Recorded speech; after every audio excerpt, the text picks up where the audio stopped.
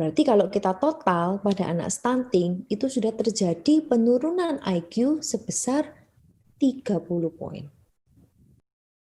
Ya, jadi stunting itu memang sangat lebih baik kita hindari. Lebih baik kita mencegah daripada kita mengobati. Jadi kalau anak itu sudah stunting, ya kemungkinan tinggi badannya untuk mengejar pasti akan lebih susah.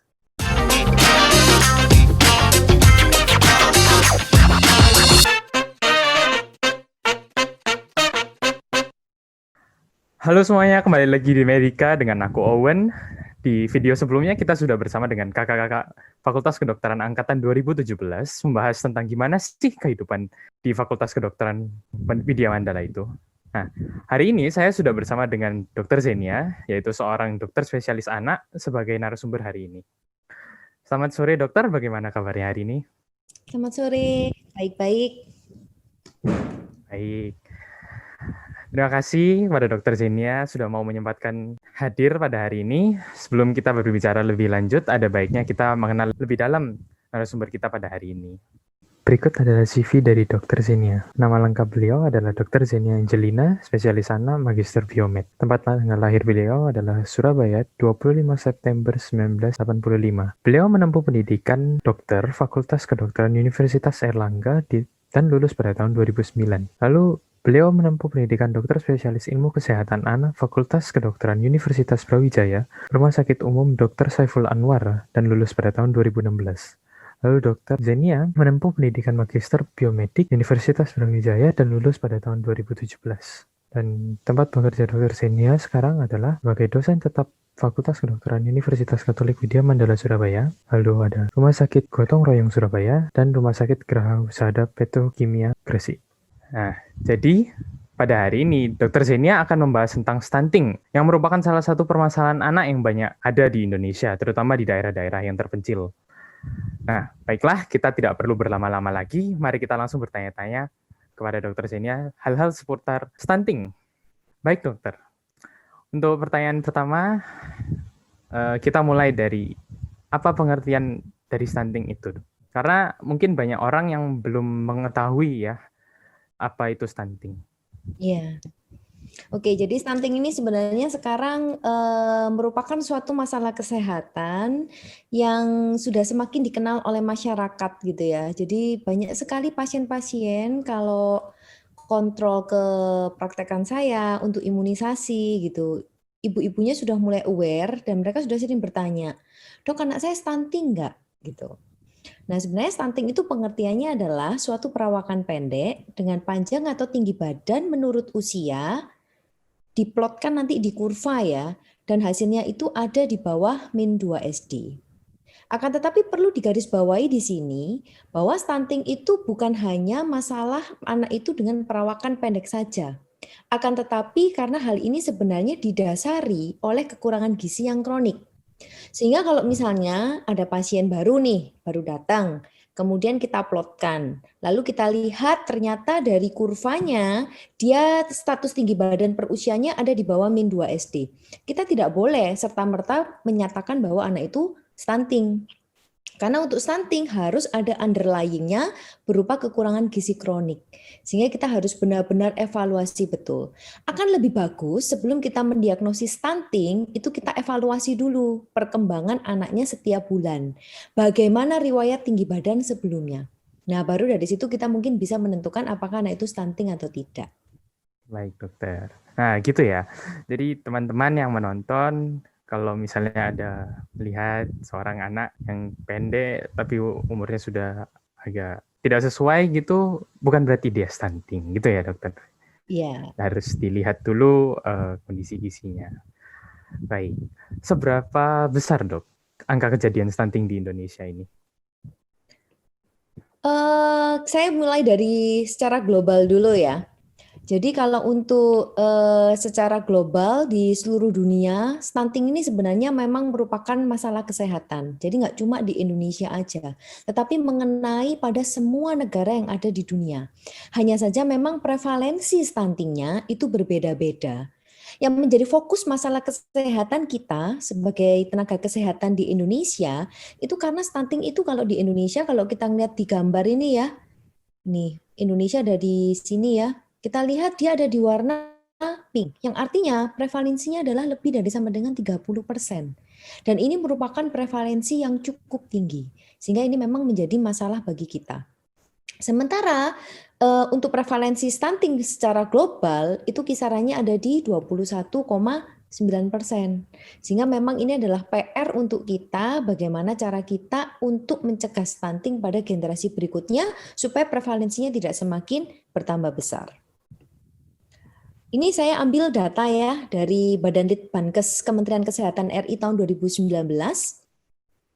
Dari grafik ini bisa kita lihat ya, kita fokusnya karena ini stunting ya, kita lihat dari tinggi badannya ya, dari pendek dan sangat pendek. Yang biru menunjukkan data pada tahun 2013. Yang warna oranye ini menunjukkan data di tahun 2018.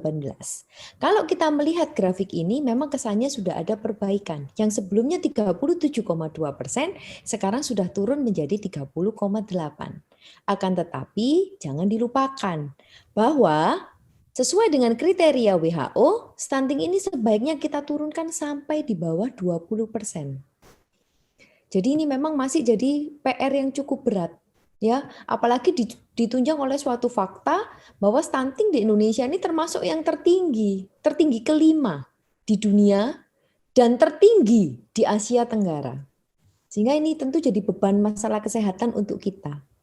Dan angka ini juga jauh lebih tinggi dari beberapa negara miskin di Afrika. Bayangkan ya, kita dibandingkan Afrika yang negaranya di situ dikatakan negara miskin, ternyata angka kita malah jauh lebih tinggi. Gitu. Dan yang menjadi masalah berikutnya, stunting ini ternyata tidak hanya terjadi pada keluarga yang secara ekonomi kurang mampu, tetapi juga pada keluarga yang mampu. Dan biasanya ini terkait dengan faktor edukasi. Jadi orang tuanya kadang kalau kita di daerah perkotaan, secara ekonomi mungkin dia mampu, tetapi edukasi atau pengetahuan si ibu terhadap masalah kesehatan anak ini belum dipahami dengan betul. Sehingga secara tidak langsung ibunya tidak menyadari bahwa anaknya sudah beresiko untuk menjadi stunting. Begitu. Baik, dokter.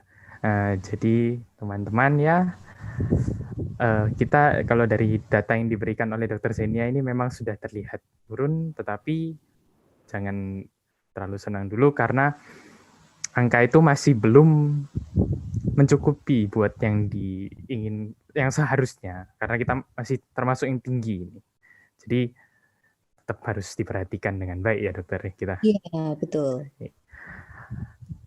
Nah, terus kapan dok seorang anak itu bisa dikatakan mengalami stunting? Kapan dikatakan mengalami stunting? Oke.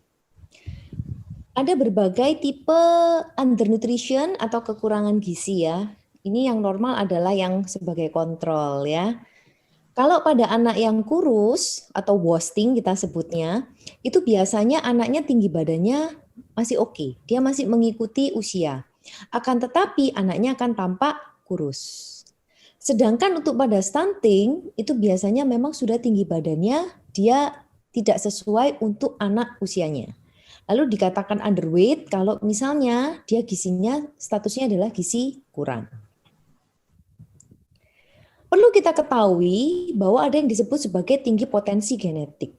Jadi tidak semua anak yang tinggi badannya di bawah min 2 SD, atau kalau di kurva ini karena saya pakai kurva punya CDC ya, sehingga menggunakan batasan persentil 3, itu tidak semua anak yang seperti ini kita katakan sebagai anak stunting.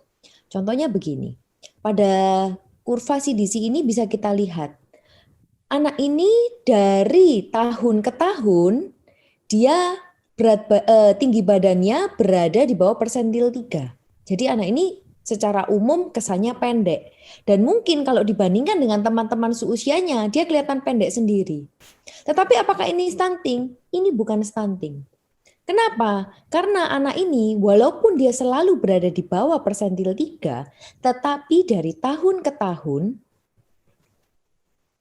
tinggi badannya mengikuti garis kurva ini. Nah, kalau seperti ini yang harus kita evaluasi.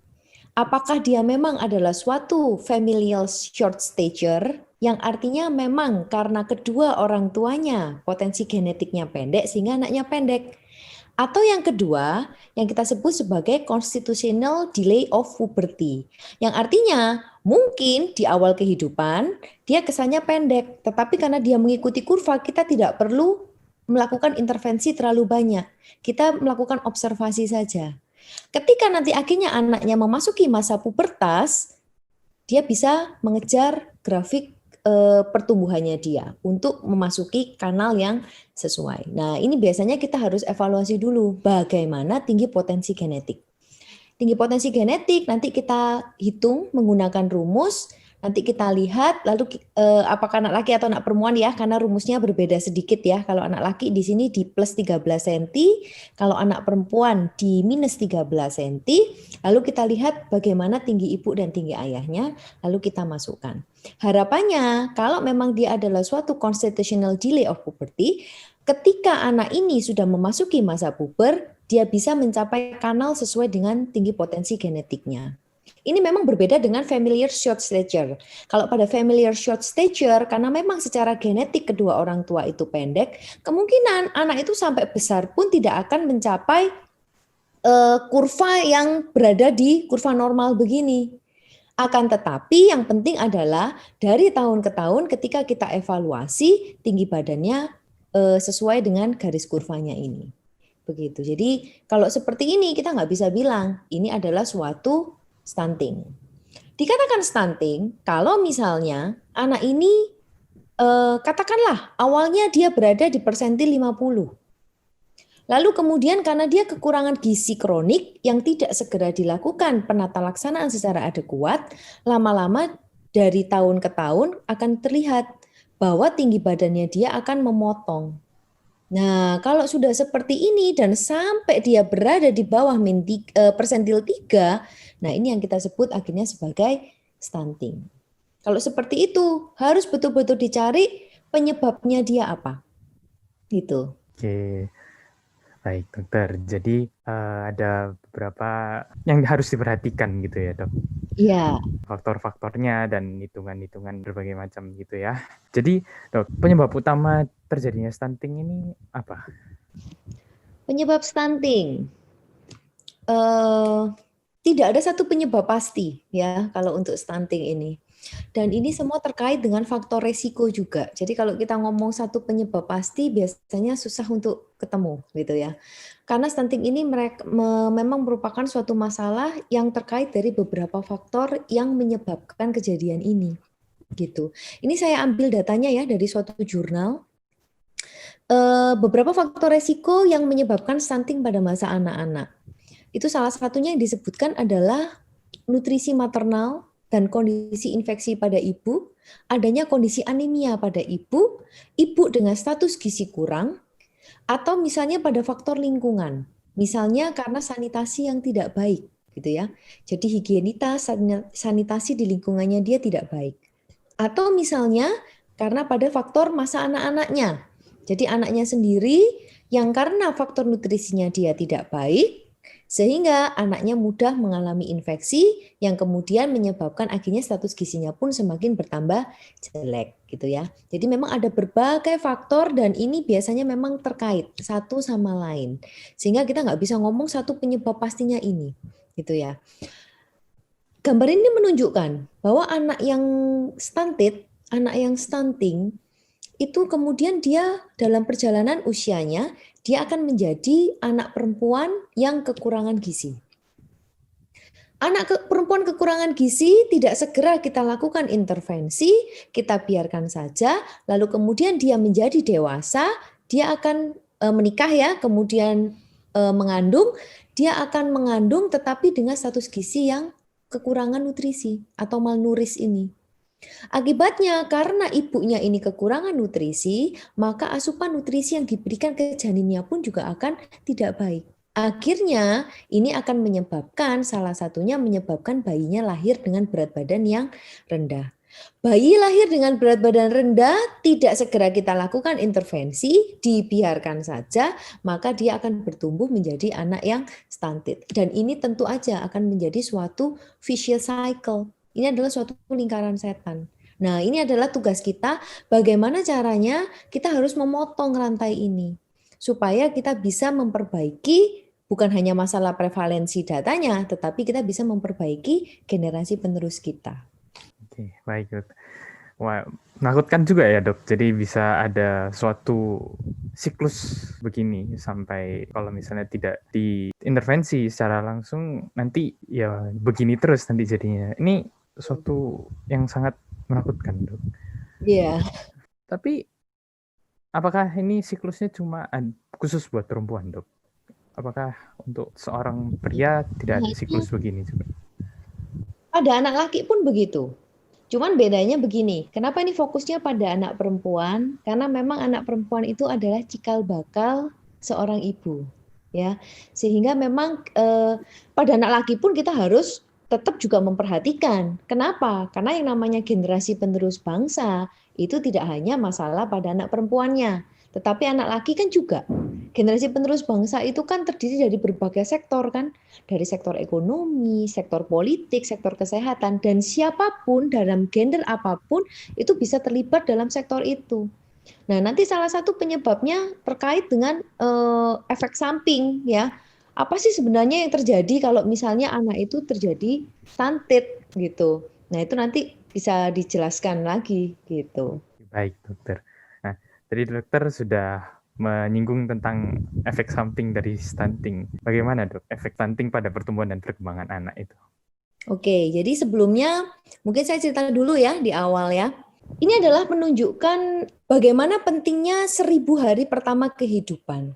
Jadi yang dikatakan 1000 hari pertama kehidupan itu adalah ketika anak itu dia lahir, dari dia di dalam kandungan sampai kemudian anak itu berusia 2 tahun. Itu yang kita sebut sebagai 1000 hari pertama kehidupan. Jadi selama 9 bulan di kandungan, lalu ketika lahir sampai dia berusia 2 tahun, itu kalau di total itu adalah 1000 hari. Kenapa sih kok itu sangat penting? Karena ini, kalau kita lihat di gambar ini ya, ini adalah gambaran neuron ya dan sinaps-sinapsnya. Pada 9 bulan pertama kehidupan, jelas ya, di situ ada proses suatu neurogenesis. Jadi mulai terbentuknya cikal bakal neuron.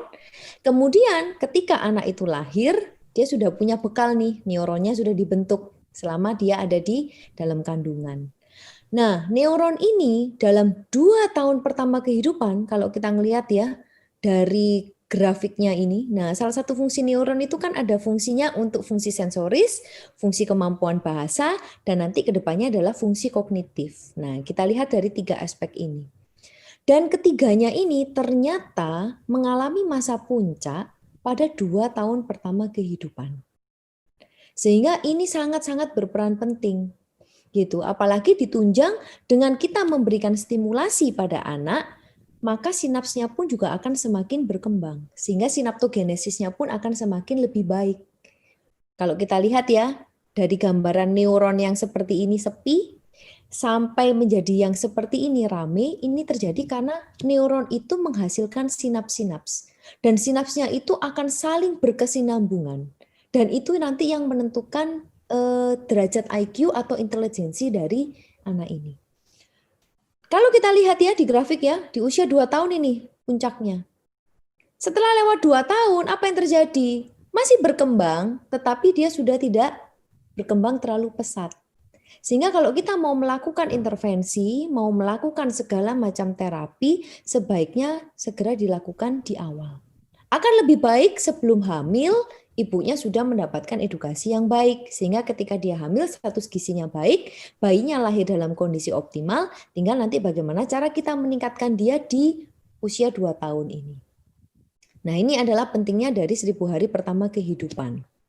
Nah, ini gambarnya yang sama ya. Ini juga saya ambil dari satu jurnal ya. Pada waktu di dalam kandungan biasanya terjadi pembentukan neuron, neurisasi, adanya proliferasi sel dan migrasi. Lalu ketika dia lahir sampai usia 2 tahun ini ya. Nah, ini adalah puncak-puncaknya. terjadi sinaptogenesis dan synaptic pruning. Sinaptogenesis itu adalah pembentukan sinapsnya. Synaptic pruning itu adalah bagaimana sinaps itu saling berkoneksi satu dengan yang lain. Jadi nanti kalau kita lihat itu gambarannya memang kelihatannya rame ya, coraknya kelihatan rame, itu menunjukkan sinaptogenesisnya dia baik. Nah, kalau masa ini terlewati, bagaimana kita mengejar? Ya tentu akan susah. Tidak akan bisa terlalu optimal. Nah ini, lalu sekarang masalahnya apa sih ya? Tadi kita sudah tahu ya betapa pentingnya 1000 hari pertama kehidupan. Nah sekarang apa masalahnya dok? Kalau misalnya kita tidak memberikan nutrisi secara adekuat ya pada 1000 hari pertama kehidupan itu. Nah ini yang terjadi. Efek jangka pendeknya memang berada di perkembangan otaknya ya, karena tadi sinaptogenesisnya dan sinapsis pruningnya juga tidak akan terbentuk secara optimal. Akibatnya apa? Jangka panjangnya performa edukasi dan kognitif dari anak itu akan tidak baik. Nah ini kan kita tentu nggak mau ya kalau misalnya generasi penerus kita nanti memiliki performa edukasi dan kognitif yang kurang baik. Karena apalagi sekarang eranya era globalisasi. Kita bersaing dengan negara-negara lain. Harapannya kita pun juga bisa menunjukkan generasi yang unggul. Kemudian permasalahan keduanya apa?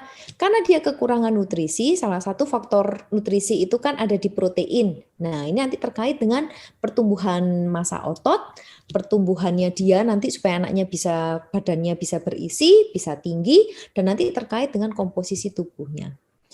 Tidak hanya masalah massa otot dan masalah anaknya kelihatan sehat gitu ya. Akan tetapi apa? Salah satu faktornya jangka panjangnya ini akan terkait dengan imunitas dan kemampuan kerjanya.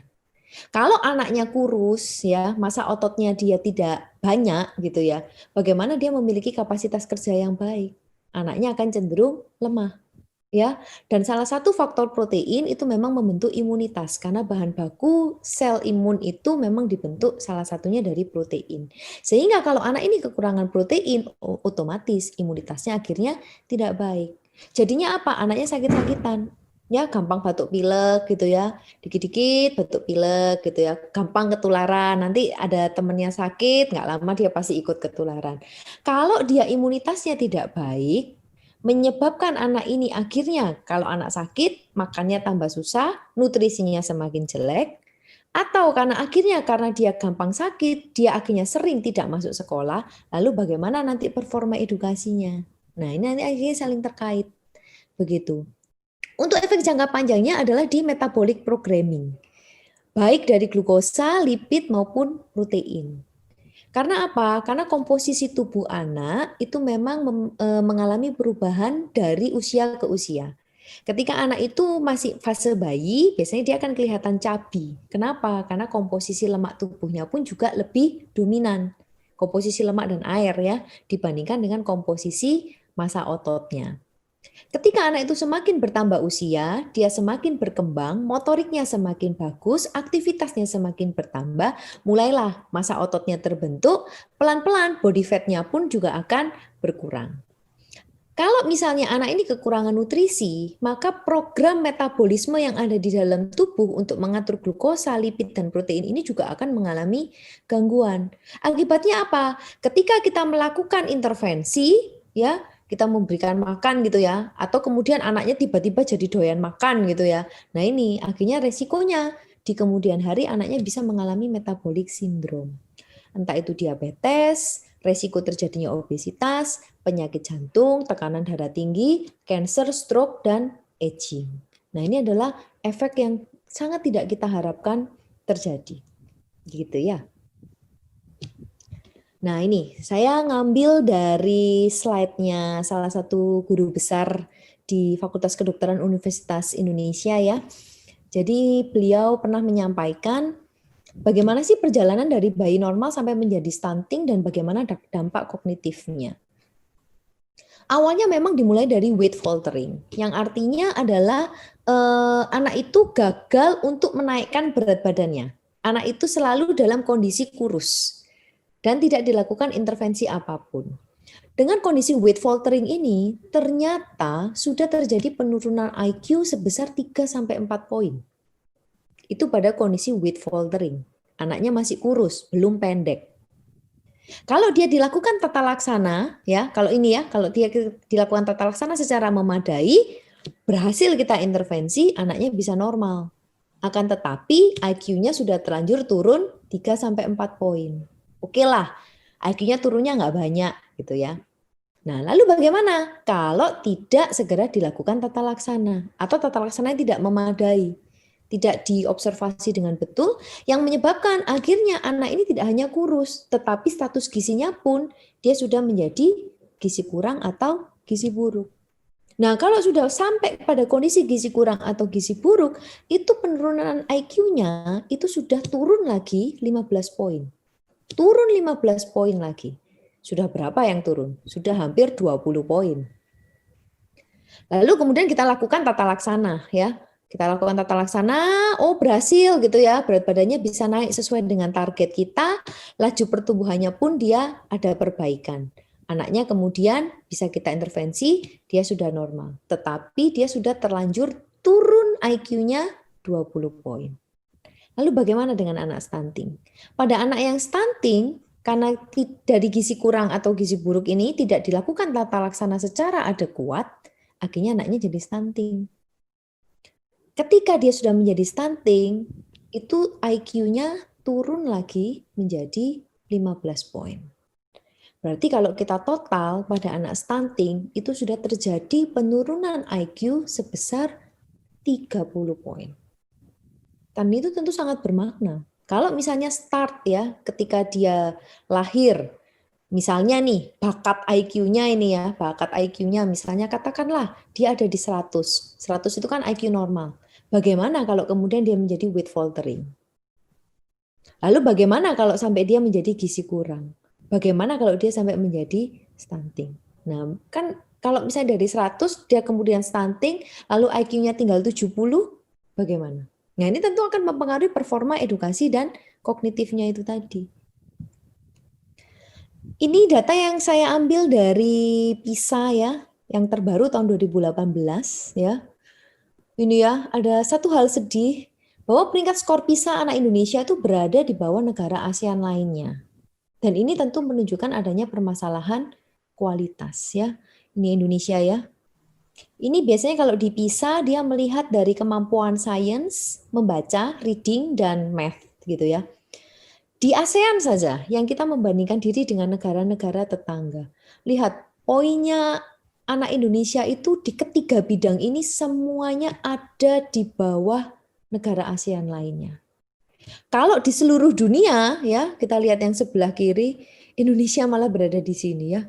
Ini berarti peringkat keberapa ini? Ya, kurang lebih peringkat ke-6 ya, ke-6 terendah tapi ya, bukan ke-6 yang tertinggi. Dan anak Indonesia itu masalahnya scoringnya adalah ada di bawah rata-rata dari scoring PISA ini. Nah inilah, kenapa kok ini bisa terjadi dok? Karena memang angka stunting di Indonesia itu belum kita benerin dengan betul-betul. Angka stuntingnya memang masih tinggi. Ya ini akhirnya ketika kita lakukan evaluasi secara global, ya ini yang terjadi. Ini data yang secara global ya, gitu. Dan ini tentu menjadi concern kita, karena kita juga tentu berharap ya dari generasi ke generasi kita berharap menghasilkan generasi yang lebih baik. Jangan sampai generasinya nanti malah lebih turun. Lalu kemudian yang tadi ya, apa sih permasalahan nutrisi dengan infeksi gitu ya? Nah, kalau pada anak yang mengalami malnutrisi ya, di sini ya, dia mengalami malnutrisi, otomatis kemampuan imunitasnya memang akan menurun ya, karena kita tentu tahu ya kalau untuk barier epitelial ya, bahan baku imunitas itu memang dibentuk salah satunya faktornya memang kita membutuhkan faktor nutrisi dari lemak, dari protein ya kan, karena epitel barier kita itu kan terdiri dari jaringan lipid dan protein. Imunitas bahan bakunya adalah dari protein. Sehingga kalau anak ini kekurangan gizi, otomatis ini pasti akan tidak bagus. Ya, kemudian dengan berat badannya yang semakin turun sampai kemudian terjadi gagal tumbuh. Nah, ini akibatnya bisa menyebabkan anak itu rentan sekali mengalami infeksi. Pada anak yang mengalami infeksi, biasanya dia akan mengalami penurunan nafsu makan. ya. Kalau anak sakit itu kan enggak nafsu makan ya, sehingga akibatnya nutrisinya semakin enggak bagus. Nanti akan menimbulkan malabsorpsi dan perubahan metabolisme, yang akibatnya menyebabkan terjadinya suatu malnutrisi. Nah, ini akan terus berputar-putar dan ini nggak akan selesai, ya. Jadi ini adalah PR-nya bagaimana kita bisa memutus rantai ini. Nah, ini ya yang tadi saya jelaskan ya. Untuk long term efeknya terhadap kognitif dan performa edukasinya. Permasalahannya adalah pada anak yang sudah terlanjur mengalami stunting, kalau kita lihat di grafik ini ya, grafik yang atas ini adalah kontrol, yaitu anak-anak yang tidak stunting, jadi anak-anak yang pertumbuhannya normal. Lalu dibandingkan dengan anak-anak yang mengalami stunting, ya, yang kemudian dia dilakukan suplementasi dan distimulasi secara adekuat, kita bisa lihat memang dia ada perbaikan. Tetapi seperbaikan-perbaikannya ini ternyata tidak bisa mengejar anak yang dari awal dia sudah gizinya baik, dia tidak stunting. Apalagi kalau kita bandingkan dengan anak yang tidak dilakukan apa-apa, ya, tidak distimulasi, tidak diperbaiki gizinya. Nah, ini tambah amblek ke bawah begini. Gitu. Inilah permasalahannya. Begitu. Wah, memang agak sesuatu ya stunting ini, Dok. Iya, betul. Efek sampingnya itu banyak banget. Bahkan nggak cuma efek samping kepada anak itu, tapi efek samping terhadap suatu generasi penerus bangsa itu juga Betul. terpengaruh ya, Dok. Wah. Betul. Nah, jadi kan tadi dokter sudah membahas tentang efek samping dari stunting itu. Kan tidak ada yang mau terjadi stunting. Itu normalnya orang ya kan, Dok. Ya. Apakah stunting ini bisa diobati? Nah, ini. Kalau kita ngeliat grafik ini, sepertinya tidak bisa ya. Ini memang, ya inilah kenyataannya ya. Jadi stunting itu memang sangat lebih baik kita hindari. Lebih baik kita mencegah daripada kita mengobati. Apakah kita bisa memperbaiki status gizinya? Bisa. Tetapi kita tidak bisa memperbaiki tinggi badannya. Ini saya ambil ya sumbernya dari WHO. Dan di sana dinyatakan, stunting itu memang irreversible. Karena apa? Anak itu mungkin bisa berat badannya kita perbaiki. Anaknya awalnya gizi kurang, dia stunting. Lalu kemudian kita perbaiki gizinya, berat badannya dia naik, status gizinya pun dia membaik. Tetapi hal itu tidak berlaku dengan tinggi badan. Jadi kalau anak itu sudah stunting, ya kemungkinan tinggi badannya untuk mengejar pasti akan lebih susah. Lalu permasalahan yang berikutnya ya terkait dengan masalah kognitif tadi. Akibatnya anaknya itu akan kemampuan dan kesempatannya untuk belajar, untuk memiliki performa yang baik di sekolah ya, dan dia bagaimana dia bisa bertumbuh. Nah, ini akhirnya ada kerugian yang di sini. Belum lagi nanti karena masalah metabolic programming, dia akhirnya bisa jatuh ke suatu chronic disease. Begitu. Baik, dokter. Kalau misalnya kita menemukan ada suatu anak itu dicurigai mengalami stunting, hal utama yang bisa dilakukan itu apa, Dok? Nah, kalau ketemu anak dengan stunting, cari tahu dulu underlying-nya apa, ya, karena tadi kan faktor resikonya sangat banyak. Kalau memang faktor resiko dari maternal, misal karena ibunya gizi kurang gitu ya, ya biasanya kita edukasi ke ibunya ya. Kemudian kalau untuk anaknya, ya sebisa mungkin kita lakukan suplementasi supaya gizinya dia mengalami perbaikan dan tetap kita stimulasi sesuai dengan perkembangannya. Harapannya sejelek-jeleknya anak ini masih bisa mengejar ya, seenggak-enggaknya ketinggalannya tidak terlalu jauh. Daripada kalau misalnya gini, memang tidak bijak kalau kita hanya berpikir menstimulasi saja. Oh, anaknya nanti performanya kognitifnya dia tidak baik, sehingga kita fokus pada stimulasi saja. Karena dengan stimulasi saja, kalau kita tidak memperbaiki gizinya juga sama aja, tidak akan memperbaiki. Ya, apalagi kalau kita tidak melakukan apa-apa. Nah, itu yang bisa kita lakukan. Nah, cuman biasanya kebanyakan permasalahan yang sekarang ditengarai itu adalah masalah di nutrisi.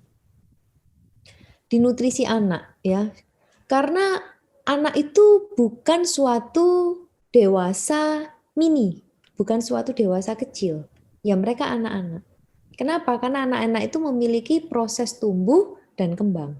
Tumbuh artinya ukuran fisiknya akan bertambah. Bayangkan ya, ketika pertama kali janin itu terbentuk, yang mungkin tidak terlihat oleh mata, lalu dalam waktu 9 bulan ibunya mengandung, anak itu sampai bisa berbentuk menjadi janin, ya, berbentuk janin dengan organ yang lengkap. Itu adalah proses tumbuh. Lalu kemudian ketika dia lahir, bagaimana ketika dia lahir, ketika panjang badannya 50 cm, di usia 1 tahun, dia tingginya sudah bisa 90 cm. Nah, itu adalah proses tumbuh. Dan itu adalah suatu proses yang sangat unik. Dia memang bisa bertumbuh dengan sangat cepat. Lalu bersamaan dengan proses tumbuhnya, dia memang ada proses berkembang. Berkembang itu artinya bertambahnya kemampuan fungsinya. Yang ketika lahir dulu hanya bisa menangis, lalu kemudian semakin besar dia bisa bersosialisasi, dia bisa mengeluarkan suara yang awalnya mungkin cuma a, u, lalu menjadi babbling, ya, dari kuing menjadi babbling sampai dia bisa membentuk kata. Itu adalah proses perkembangan. Itu adalah salah satu contoh, karena proses perkembangan itu sebenarnya banyak sekali. Jadi anak itu memang adalah suatu individu yang sangat unik, dan kalau saya pribadi ya, saya selalu merasa amazing dengan bagaimana proses anak ini kok bisa bertumbuh dan berkembang dengan sebegitu pesatnya. Apalagi kalau dia sudah bisa semakin bertambah usia, dia bisa menirukan orang dewasa. Ya, dia bisa menirukan perilaku dari orang tuanya. Nah, itu adalah proses yang sangat unik sekali. Nah, ini yang tadi saya sebutkan. Proses terutama pada 1000 hari pertama kehidupan, itu kita sebut sebagai masa emas.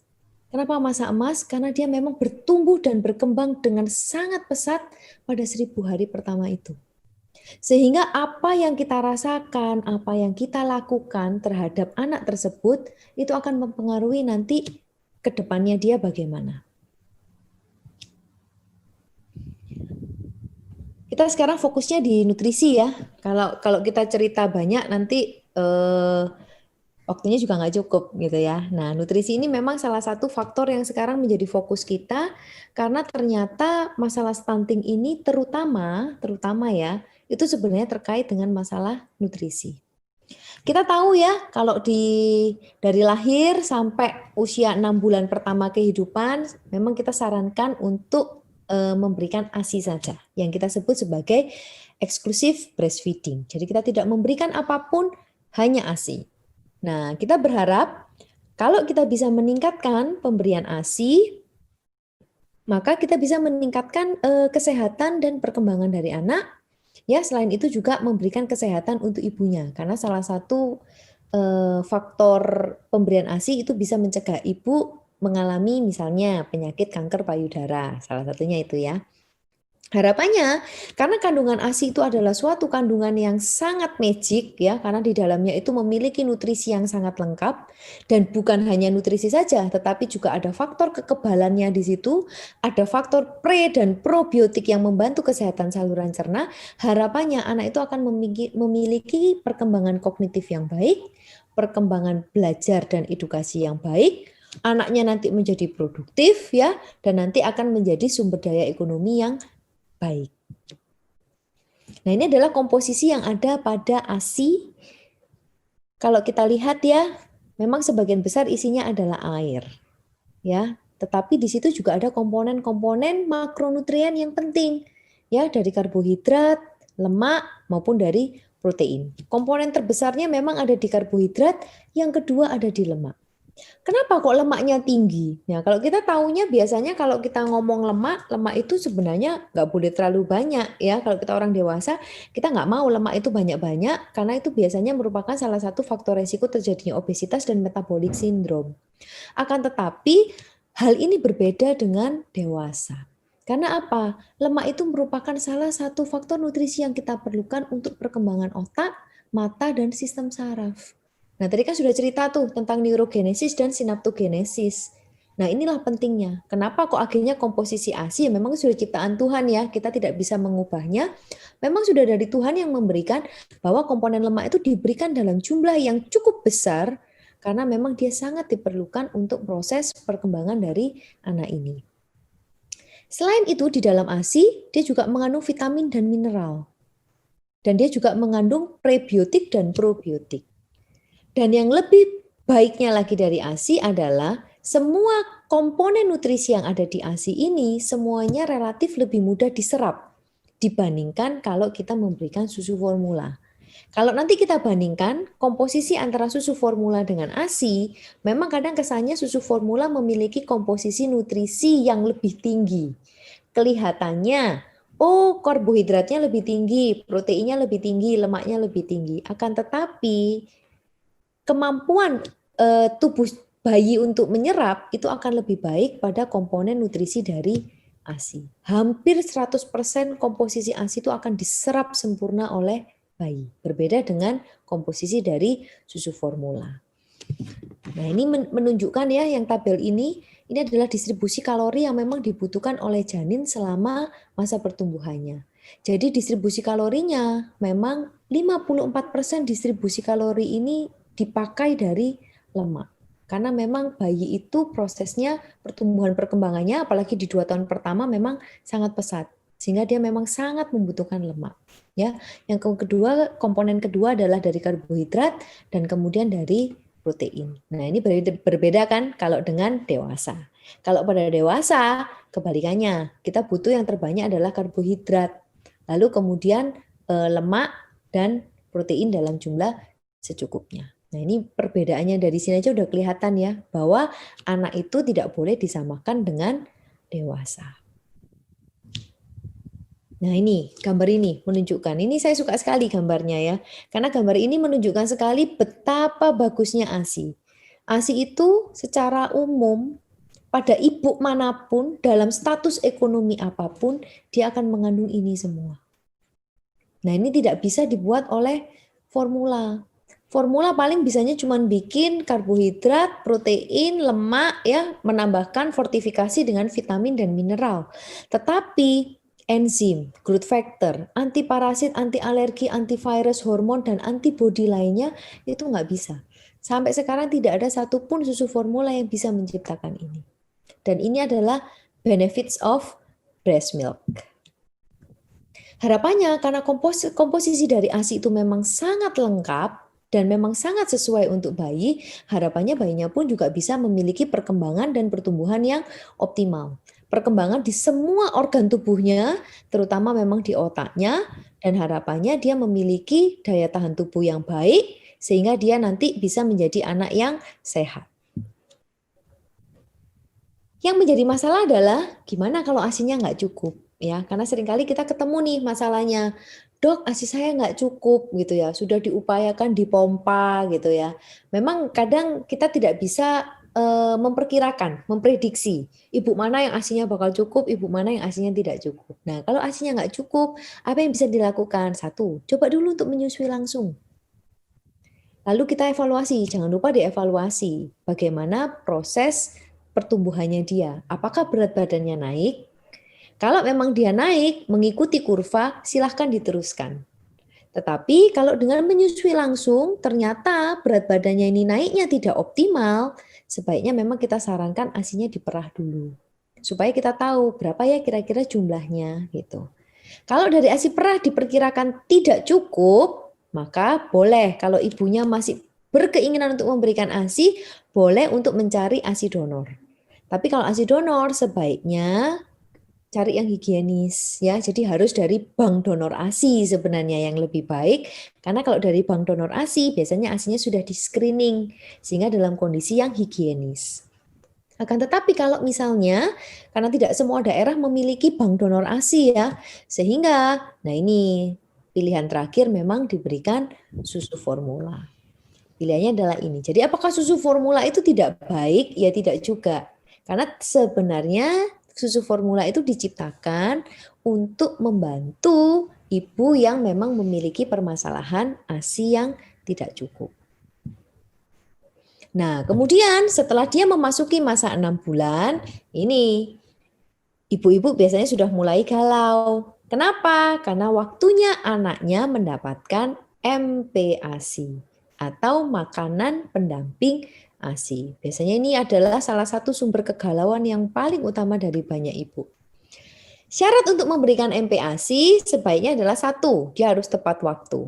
Tepat waktu artinya apa? Artinya kalau anak itu kita paksakan beri ASI aja, nggak cukup sudah untuk memenuhi kebutuhan pertumbuhan dan perkembangannya dia.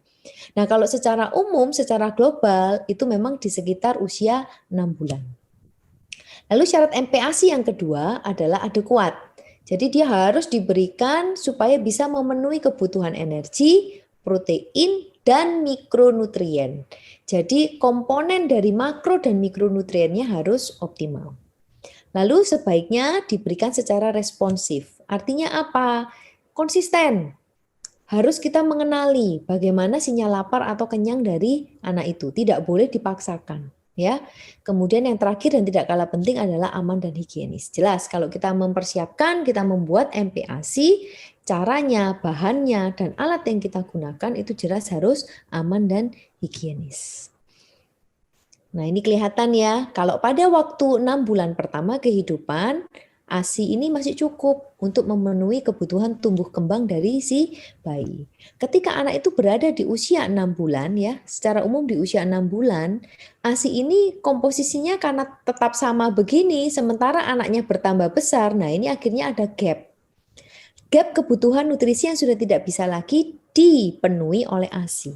Sehingga inilah waktu kita untuk memberikan MPASI. Nah, dengan semakin bertambahnya usia, biasanya kalau rata-rata di Indonesia 2 tahun ya, ibu-ibu memberikan ASI, ASI itu sudah komposisinya sudah semakin berkurang ya, dan memang secara naturally, secara alami, ASI ibunya pun produksinya akan semakin turun.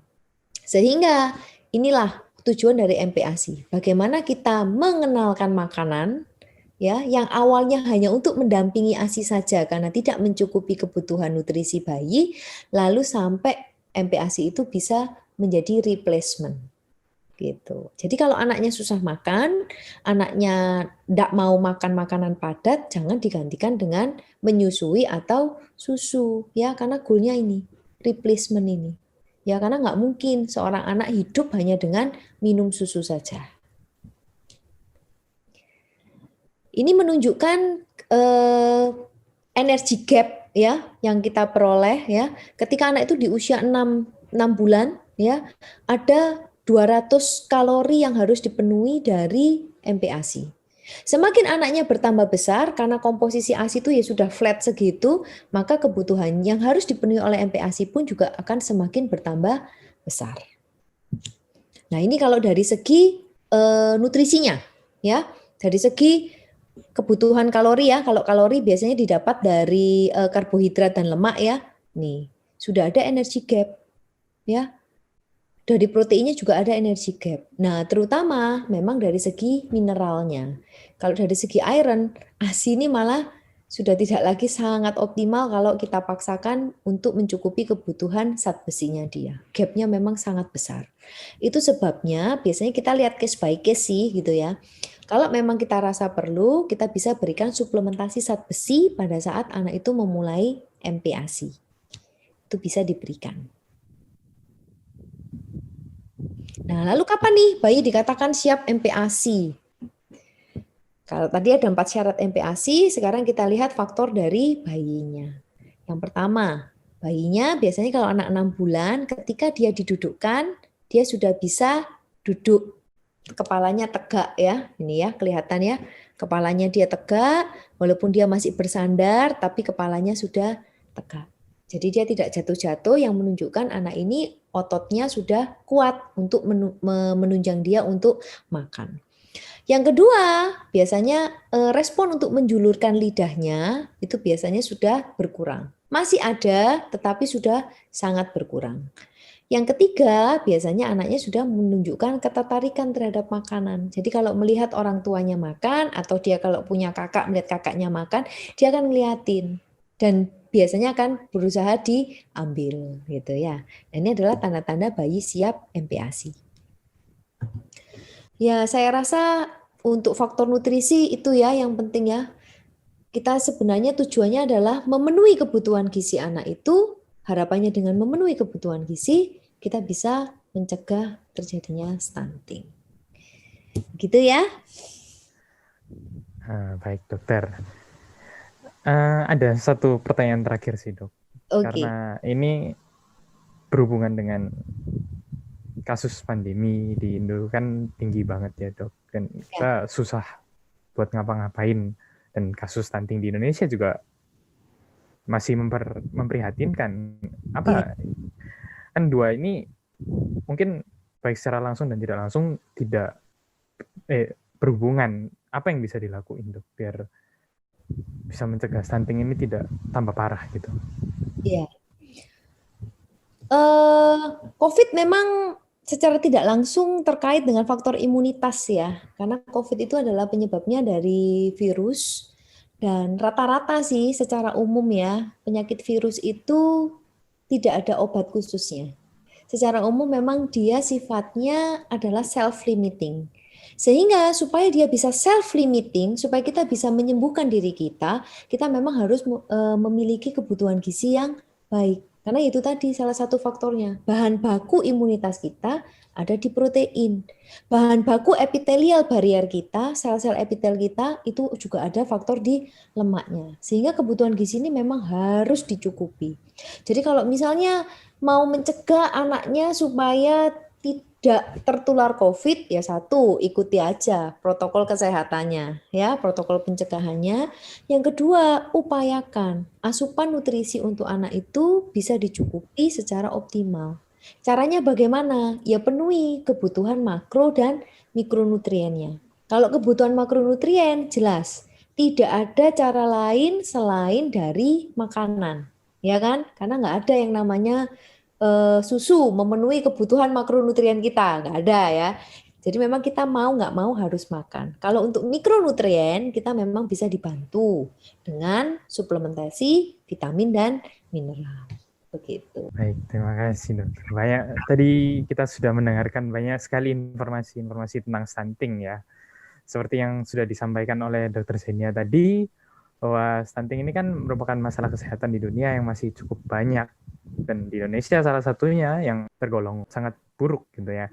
Stunting ini tidak terjadi pada keluarga yang secara ekonomi itu buruk, tidak mampu, tapi juga pada keluarga yang emang ekonominya tinggi gitu.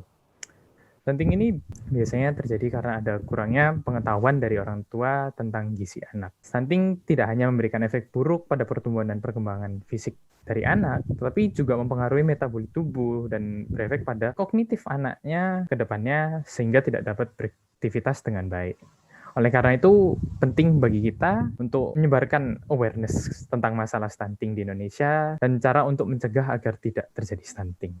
Terima kasih banyak kepada Dr. Zenia yang sudah mau meluangkan waktunya untuk berbagi informasi tentang stunting pada hari ini. Semoga informasi-informasi yang diberikan pada hari ini dapat bermanfaat bagi kita semua ke depannya, dan semoga dengan adanya Medika ini tentang stunting ini, kasus-kasus stunting di Indonesia bisa menurun angkanya. Amin. Amin.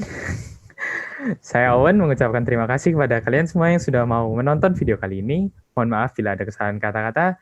Sampai jumpa di video berikutnya.